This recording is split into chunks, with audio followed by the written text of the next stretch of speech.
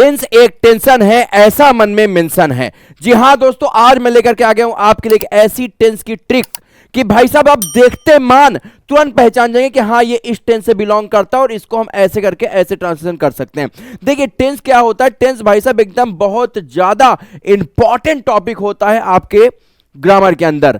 आप समझिएगा जितनी ग्रामर है ना, सारा का सारा ब्लड है तो समझ जाओ भाई साहब टेंशन क्या है, टेंस। और टेंस क्या है, एक बैकबोन है।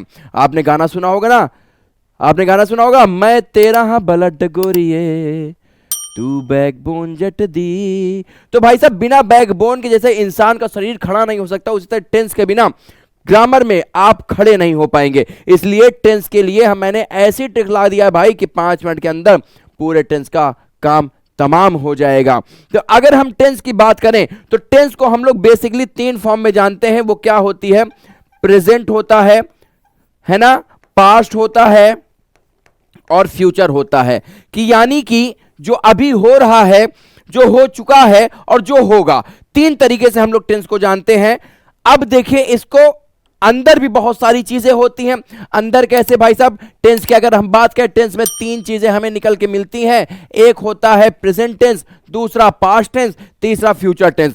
अब अगर हम प्रेजेंट टेंस की बात करें, दुनिया का ऐसा कोई भी सेंटेंस हो, हिंदी सेंटेंस हो, जिसके अंत में है, हूं, हो आदि शब्द आ जाए तो भाई साहब आंख मूंद करके ये विश्वास कर लेना कि वो टेंस किस में है, वो सेंटेंस किस में है, प्रेजेंट टेंस में।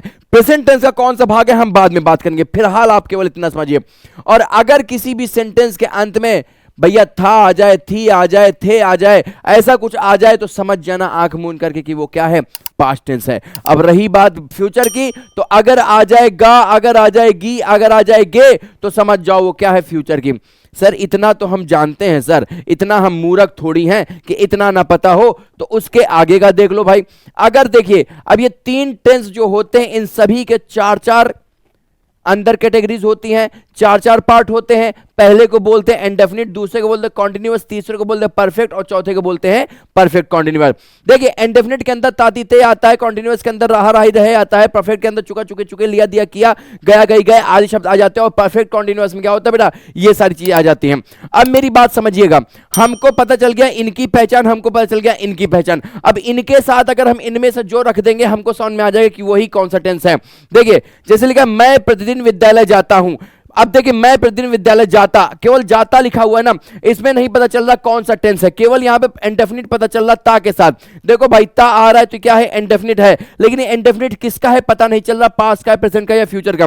तो भाई साहब यहां पे अगर हमने लिख दिया है तो ये क्या हो गया, मैं प्रतिदिन विद्यालय जाता, सॉरी है नहीं हूं ना, मैं प्रतिदिन विद्यालय जाता हूं। अब देखिए हूं लिख दिया तो ये क्या बन गया, प्रेजेंट इंडेफिनिट। ये देखो हूं को देख के प्रेजेंट पता चला और ता को देख करके इंडेफिनिट पता चला, तो क्या हो गया, प्रेजेंट इंडेफिनिट। यही भी मैं प्रतिदिन विद्यालय जाता था कर दिया जाए तो इसको देख करके पास्ट पता चला और इसको देख करके इंडेफिनिट पता चल गया ये प्रेजेंट इंडेफिनिट है। मेरी बात समझ में आ रही क्या। उसी तरीके से अगर हम बात करें, वह गाना, वह कहां जाता है, ये कहां होना चाहिए, ठीक है, वह कहां जाता है, कहां जा रहा है। तो अब है कर दिया तो ये क्या हो गया, प्रेजेंट है देख करके प्रेजेंट पता चल रहा, देख करके कॉन्टिन्यूअस। वह कहां जा रहा है, प्रेजेंट कॉन्टिन्यूअस, वह कहां जा रहा था, पास्ट कॉन्टिन्यूअस। मेरी बात समझ में आ गई कि नहीं आ गई।